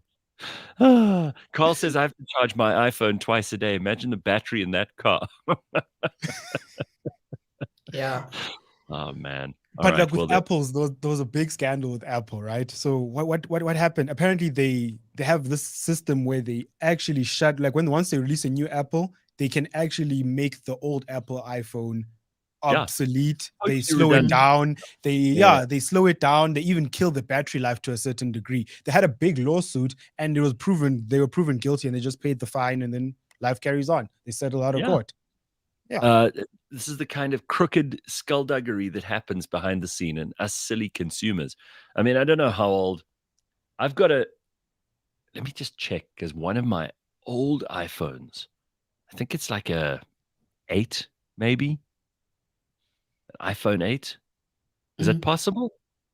Yeah. It doesn't work at all, like with anything. Right, it's a brick. Because I tried to use it as a camera for the show. And it's like, no. Sorry, this thing is too old. You can't do anything with this. So it must be maybe it's even earlier than an 8, because it's possibly the worst. Okay, so I mean, the DSTV, the new DSTV app doesn't work on certain phones or iPads. Oh, really? That's been the hugest complaint. Yeah, because they've just upgraded. Yeah, well, we're busy sorting out our app as well, so I mustn't cast a spell. Oh, okay. Yeah. Don't throw stones in glass houses, hey? Right, exactly. Our app isn't working with everybody. So we're in the process of getting that right. So anybody who's worried, don't panic. We are on it. We've got our best people looking into it as we speak. So look at this book, Leigh-Ann. Somebody sent me this, and I thought, you know what? This looks. I wasn't excited about it. It says, "Not without my dogs." Why can't I hold this up straight? There we go. Not without my dogs. It's by Kobus Olivier. And it's on the front cover is a picture of him with his 4 doggies. There we can see the 4 dogs, right? Yeah. And he's written this book, and I thought, oh no, this is going to be such a heartbreaking thing. I don't know if I even want to read this. And Dory and everybody else in the team meeting talked me into it. They're like, it's a really beautiful story. So I decided I'd read it, and you're going to love this because it's exactly the kind of story that makes you amazing. Yeah, it's heartwarming. It's really lovely. So basically, this guy fled the war in the Ukraine, and he was in Kiev in February of 2022, and he thought, you know what, bring on the missiles. I'm South African. I can handle this. He was in his apartment with his dogs, and he thought, we'll be fine. Well, that turned out not to be the case. Not Without My Dogs is a story of how he managed to save himself and his 4-legged family with explosions that were lighting up the sky. He had one goal in mind, to get his 4 dogs to safety. And this book is really about how, even in times of war, strangers are willing to reach out to each other. It's a true testament to the human spirit, and it's a great story. So I want to welcome him to the show. Kobus, it's nice to see you. How are you? Kobus, can you hear us? Yes, I hear you clearly. Very good. Thank you. First of all, listen, thank you for writing this book. It's such a beautiful story. And I mean, I've got a little dog, and the thought of, we often talk about on this show, if we were in mortal danger and your house was burning down, what would you rescue? And both Leigh-Ann and I, without a second thought, would always have thought our pets are the first thing we'd rescue. I mean, when you're in a place like Kiev, first of all, tell us where you were in Kiev, what kind of apartment you had, what sort of life you had. What the hell is a South African doing there in the first place? Give us the background there, and we'll get into the questions after. Gareth, okay, thank you so much. Yes, I was in Dubai before with one little dog, Tiki, and my dad was alive at that time. So I went to Kiev on holiday. It got incredibly hot in Dubai, as you probably know, in July, August.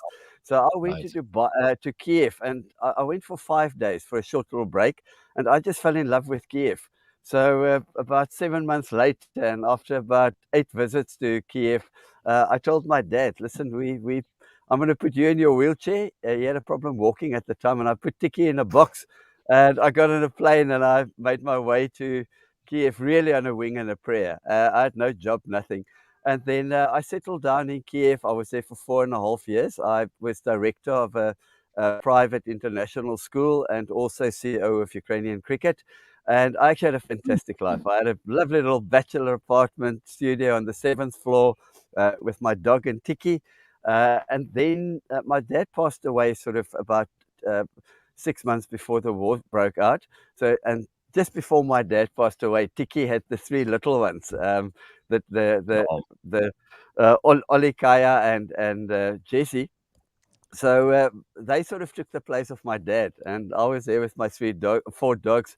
And then the one morning, my usual routine before school, we got up earlier that morning, about 4 o'clock. We went for a walk, and I just heard these huge explosions, about 9 huge explosions. And I took my dogs and we made our way into the apartment.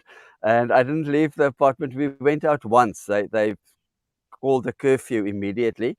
And so nobody was allowed outside. And then it was that sort of where the book and the documentary, it was just explosions. And it sounded it sounded like 10 minutes of Guy Fawkes.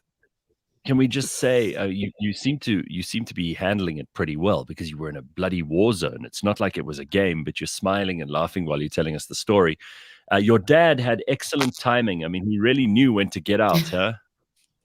Absolutely. I always said that. If my dad was alive, we never would have made it out. With him and 4 dogs, I had no chance. Sure. So, okay, you're in Kiev. You hear these explosions. you've obviously been paying attention to the news, so you knew that Russia was, kind of sitting there perched like a vulture waiting to come in. And then you hear these explosions and you think to yourself, but I'm in like the capital city of an actual country. I've decided to move here. I've got a life here. All of it's suddenly going up in smoke. All of it is suddenly under huge peril. Gareth, yeah, at that stage, I think there was a big build-up to the war. The Russian troops, for about 2 months, there were more and more troops gathering on the border. So everyone was sort of following the war, but all the Ukrainian people said this will never happen. So I also thought, I got into a bit of it's not really going to happen.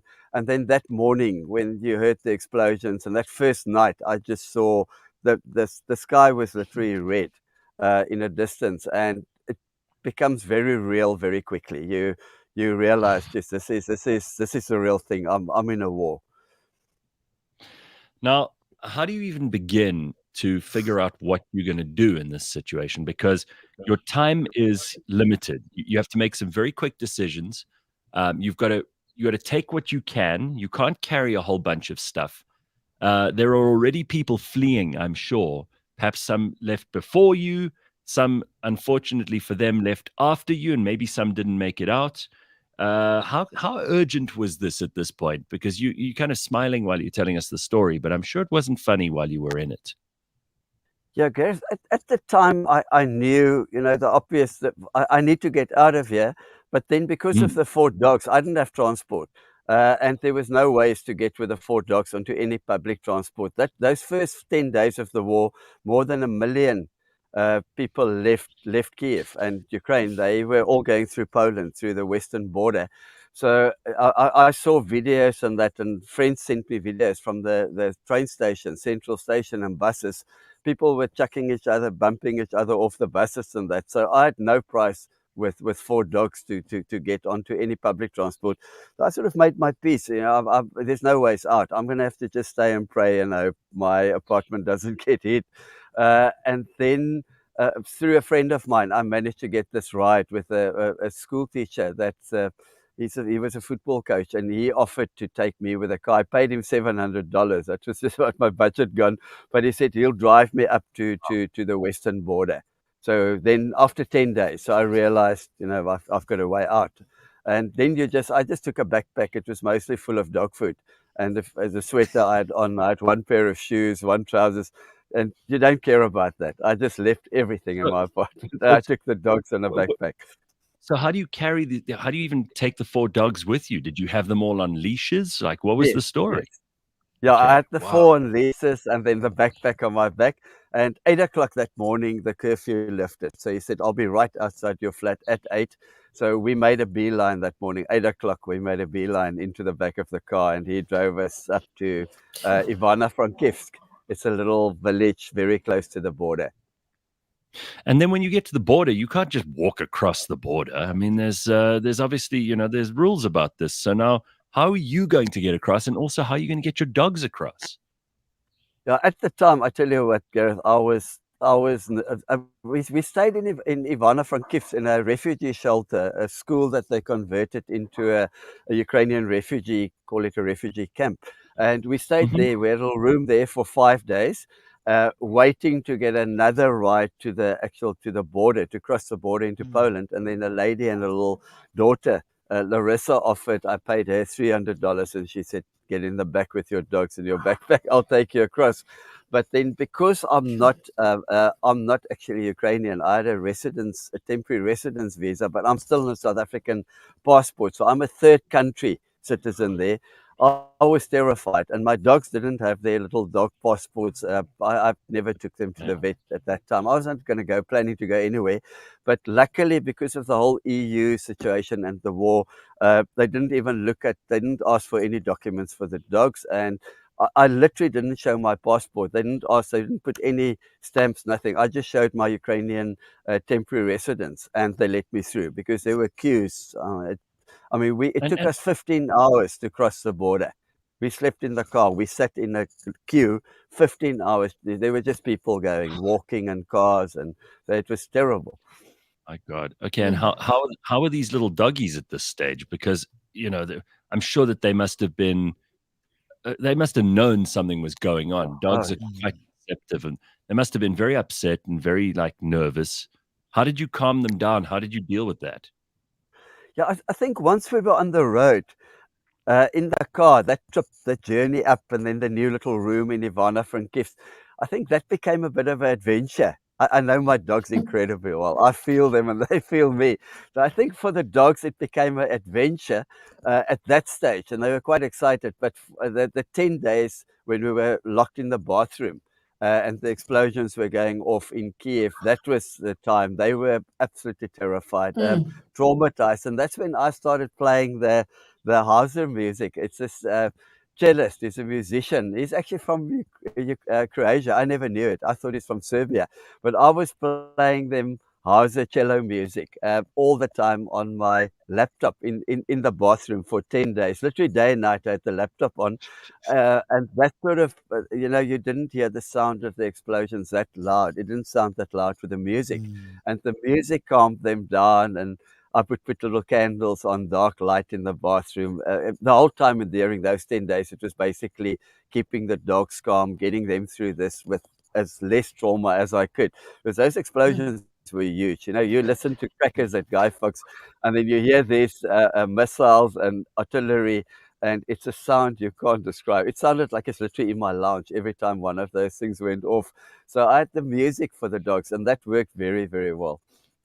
It's amazing. I mean, as much as you got the dogs through, it's almost like the focus on them did get you through, because yes, you had something to, you had a job. Just introduce us to your dogs here. This is all four of them. Oh, yeah. Who's who in the zoo here? If you look, if you start on the left, that would be the white one is Ollie. He's the boy. He's a little boss in the house. And then the two sisters, you get the little grey one that looks just like the mom. Next to him is Jessie. And then the little black one, the sister, is Kaya. And then the mother, old Tiki, is on the far right. So that's Tiki and the three little kids. Sweet, man. This is so cute. All right. So now you're obviously in Poland, right? Because that's where you crossed the border. Yeah. And then you end up, and you're currently talking to us from Croatia. That's where you managed to settle down. Like, actually amazing. I was up to 4 days ago, I was in Croatia where I settled down. I've got an apartment. I'm teaching at a school there, the French International School. I got a job eventually after a year being unemployed. But I then 4 days ago, I decided it was just, we're on holiday now at the school. And I spoke to the lady when I got to Poland. This Dr. Eva and her husband gave me, they've got a little cottage in a little village here in Poland, an hour outside of Warsaw, called Główno. They've got this beautiful little cottage here. It's like a farm. And she heard about my story through a friend in South Africa, Reino, and his wife, Ellie, are friends. They know this Polish doctor at Warsaw University. And they told her about my story. They said, Kobus and these dogs is on his way to Poland. And she contacted me through them and said, listen, when you arrive in Poland, come straight to my cottage. You can stay there as long as you want. So we were here for about 8 days.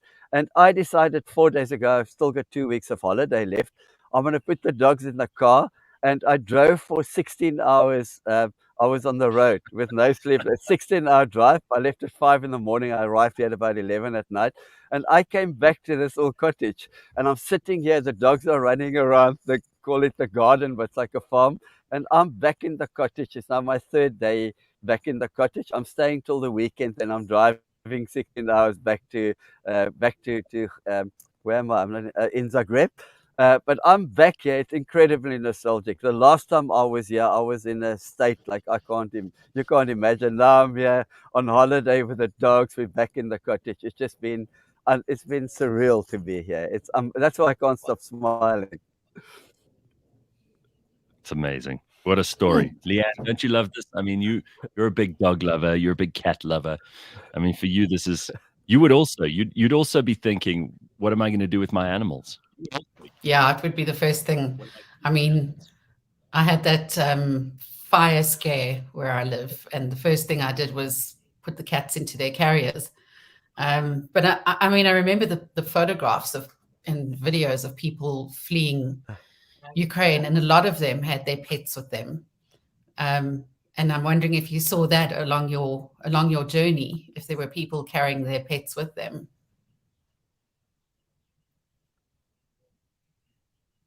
Yeah, actually, and it was amazing. I saw a picture.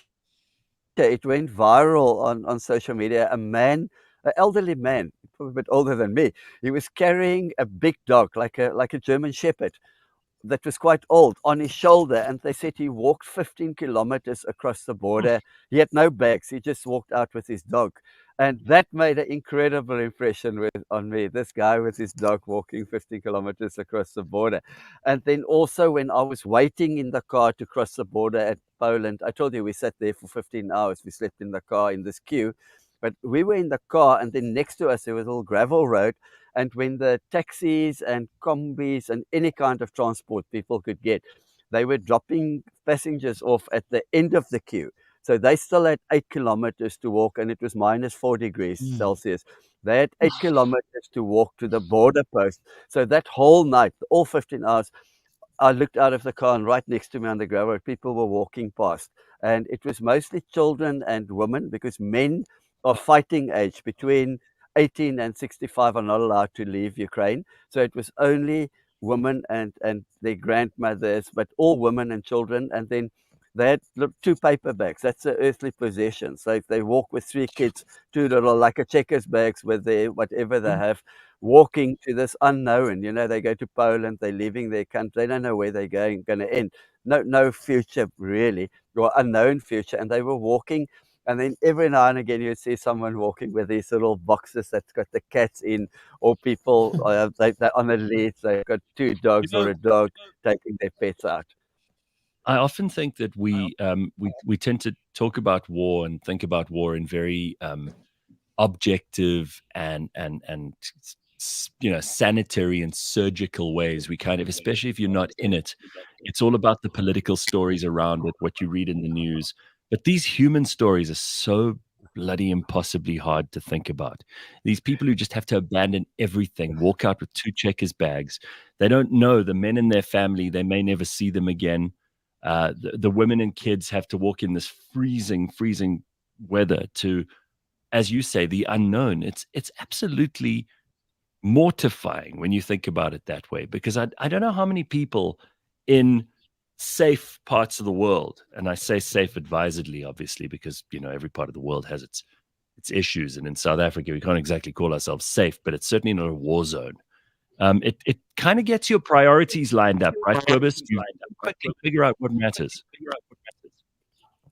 Gareth, yes. I understood there, especially those first 5 nights I was in this refugee shelter in Ivano-Frankivsk in the school.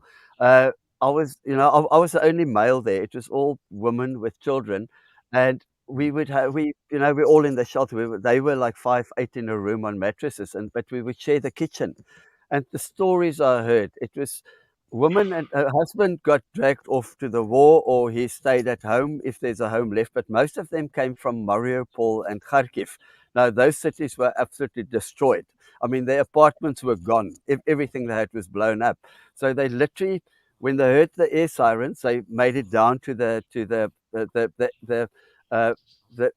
shelters where they used the metros as bomb shelters. So you had to run down to the nearest bomb shelter, nearest metro. They were stuck there. Some of them were there for 10 days with you don't have time to take warm things. You're in your pajamas and you grab the kids and the dog and you get down to the shelter, and then they don't stop bombing and fighting in those places. It were carrying on continuously. So they were stuck there for up to 10, 12 days with no food for the kids, no water, no heating down there. It's winter, and they were sitting down in the shelters. There's lights, and then if they were lucky, some military guys would bring them some food and water. And there's literally 2,000 people down stuck there in these bomb shelters on top of each other.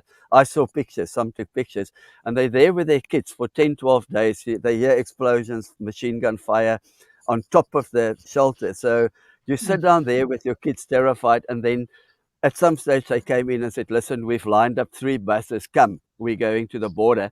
And you just grab your kids and whatever you grab that night. So you're still in your pajamas, some of them, and they make it into the buses. There's no going back to the apartment. The apartment's gone. It's been blown up.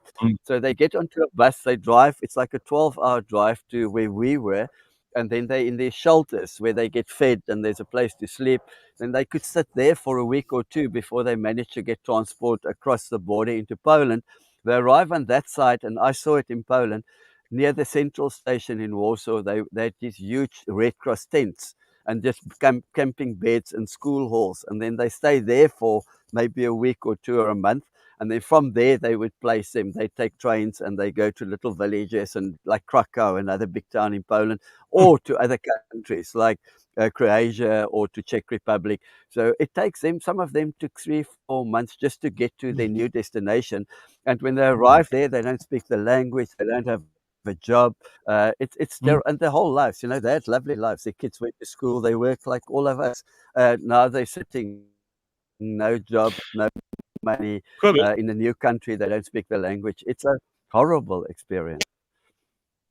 Do you know what happened to your apartment and all the stuff you left there? Have you ever got updates?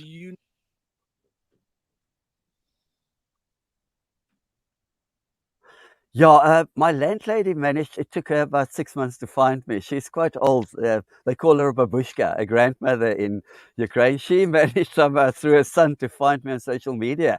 And she contacted me on social media and she said, my apartment is still there. She packed some of my belongings in 2 suitcases that was there. And I arranged with when I was directed to school, one of my staff, Roma, he can't leave the country. He's a male Ukrainian. So he went there and he picked up 2 suitcases and it's at his place. And eventually I'll work away to get those suitcases here. But the apartment is still there. So yes. And what is happening in Ukraine at the moment? How are the people in Kiev doing? I mean, it seems like things have gone off that kind of immediate fiery kind of explosions everywhere, people having to evacuate. Are things calming down or are they still on tenterhooks? Gareth, no, it's worse than it was. And at the moment, it's been a long war. So to keep the morale of the Ukrainian people, to keep this, we're going to fight this. We're not just going to go to the peace table. Zelensky and them are under huge pressure to keep the morale of the country up.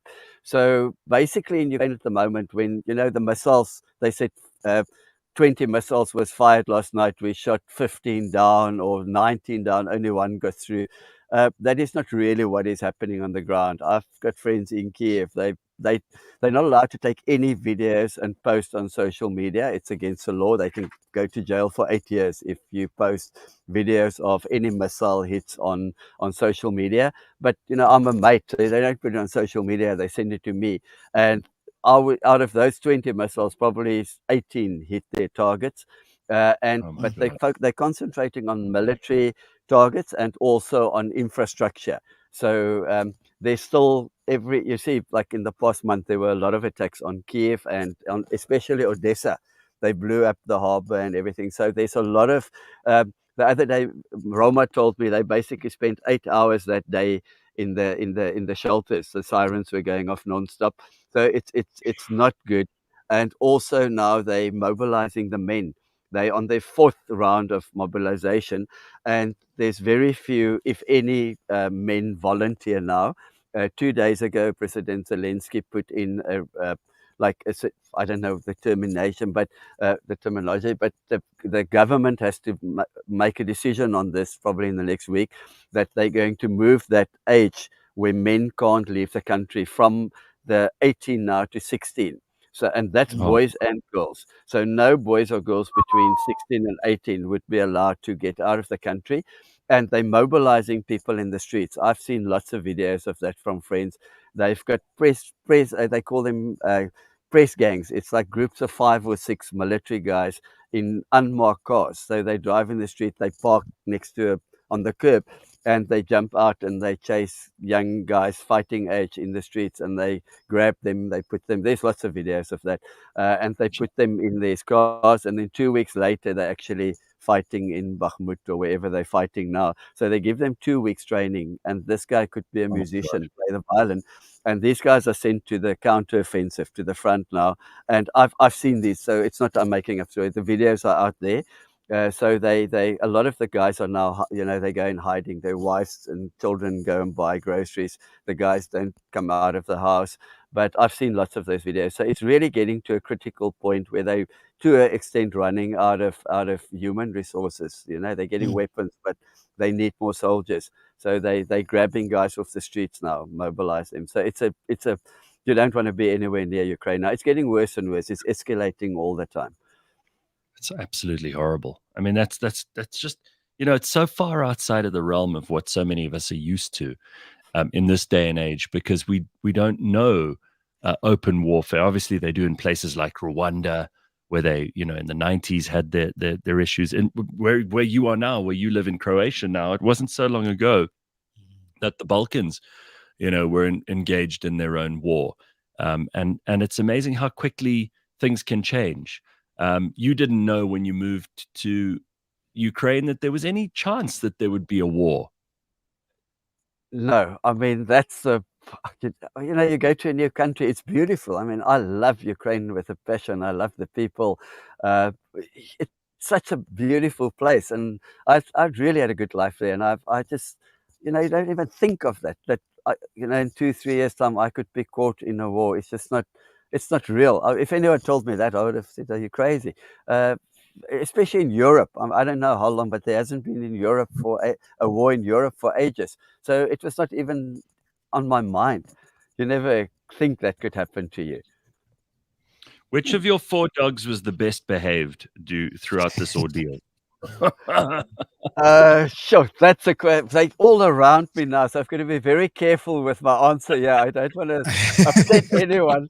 But I would say probably Ollie. Ollie sort of became the little, he's the boy in the family, the man in the family. So he became sort of the boss. He was really good. And funny enough, the little black one, Kaya, she's like the little cocky one. She's always ready for a fight, and can be quite aggressive. Kaya was absolutely terrified. All that bravado went out the window when the first missile went off. Kaya was shaking, and she was on my lap all the time. I've got Tiki here, and Tiki came to sit on my lap. Okay. Yeah. Listen, this is a hell of a story. I know you've got lots of people in South Africa who've been following it too. And I know that there have been lots of people who've also tried to help in various ways. Is that about right? Like, South Africans don't forget, eh? That was unbelievable. People that I've never met in my life, they saw the documentary, War Dogs and I, and then, because the book only came out later, but people, that was even before the documentary. Yeah, people just heard about me in the media, and people would contact me on Instagram and say, send me your PayPal details, I want to send some money. People I don't know who they are. And then obviously a lot of my friends. I never had to ask. I mean, there was a year where I wasn't allowed to work until I got a visa. I couldn't work in Zagreb, and friends were just sending money. They wouldn't even tell me. I just get a little notice on my phone, PayPal, there's another €100 in, and it was unbelievable. My friends mostly my cricket mates, guys that I played cricket with in Cape Town, it's sort of a lot of my old teammates started sending money to me, and the kindness and it really made me believe again in the good in people. There's so much good out there, and South Africans, we are just the most amazing people in South Africa. I'm so proud through all this. The one thing is always what will keep me going is the fact that, I can't give up on me or my dogs. I'm a South African. We just don't give up. It's just amazing. It was amazing. Love it. Well, listen, Kobus, it's very nice to talk to you, and I'm thrilled that we got to speak to you while you and your dogs are happily and safely on a little holiday, and keep us up to date with what goes on over there. The book is called Not Without My Dogs. Here it is. And Kobus co-wrote this with Hilda van Dijk, who actually writes for Beeld Is that correct? I think so. I know Hilda used to be with Huisgenoot for 10 years, and she was just fantastic. She wrote the story so beautiful. I would mostly sit on Zoom talks with her from Zagreb. We would sit for 3-4 hours on Zoom and then put it together, and we worked together for about 6 months on the book. But she was amazing, wonderful, and she loves animals. She actually lives on a farm with horses. They take people on these horse rides on the farms. So Hilda as an animal lover, and you can see in the book the way she described the dogs, and she's never met the dogs, but she was just fantastic. Thank you, and all the best. We'll catch up with you again soon. Thank you, Kobus. Guys, thank you so much. Have a beautiful day. Thanks for having us and for the kind words that you spoke about us. Thank you so much. Bye-bye, guys. Thanks a lot. Bye. Kobus Olivier and his 4 doggies. It's a hell of a story, huh? You got to think about... I mean, you know, Sanele made a very funny comment. He's like, well, none of the black people who are listening now give a shit anymore because of the dogs. But that story about the press gangs, like taking young men and like just throwing them in cars, training them for 2 weeks, just, you know, really, war is bloody awful. Dude, can I just tie everything up like in one thought, also answering Sanele? I had a dog, Sanele. It broke my heart. His name was Dino. I loved that dog. He was half German Shepherd, half Golden Retriever. I taught him to play fetch, and he could fetch a ball like nobody's business. He was never on the chain. My neighbors used to complain that he was loud. And then I realized that it's all the sounds that he's hearing, like from the trucks and whatnot, that are bothering him.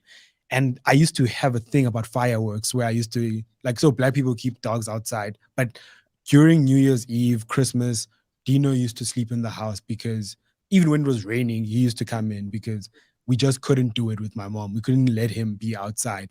But otherwise, this dog we had a big backyard. He loved running around, loved playing fetch. He would greet me every day from school. But after that dog died, he was poisoned by, this is why I kind of hate people. He was poisoned by thieves. So they threw in something that just killed the dog. And I just walked outside and I'm like, Dino. And he usually comes and runs up to me and he's just lying there, tongue out. And he just breaks my heart. So I could never have a dog after that. So Sanele, we do love dogs. Yes. So that's my main story. I know. He's as he said in another comment later on, we do just talk straight on this show. So I love it when people make these remarks. I just think Kobus's story with his dogs is just very moving. And I often wonder like what we would do in this country if we suddenly found ourselves in a situation like the Ukraine is in, and what people's gut reaction would be, what their first resort would be, who they would phone, who they would try to be with, what they would try to save. And it's just interesting how when you hear it from a guy who's been through that, it's just absolutely harrowing, isn't it? It is harrowing, honestly. Like when you hear, and he also sounds very optimistic, which is a very great outlook in life, right? That's such a South African thing to do. Yeah. Also, like where we have problems, but we know how to smile about it and laugh about it. And I think Sis Pumi mentioned on Thursday's show, that's our coping mechanism. Humor is the first thing like that goes up in our heads. Yeah, like even throughout the Cape Town situation, I'm sure a lot of people were struggling, but a lot of jokes were thrown out there. Well, it's a way we cope with things, but not without my dogs. I suppose, Leigh-Ann, if you wrote a book, it would be not without my cats. I wrote my cats. Absolutely. All right, everybody. That's all we got time for this morning. It is 8 o'clock. We will see you tomorrow at 6 a.m. bright and early. Be ready for some fun. Have an awesome Monday. Cheers, everyone. Bye-bye.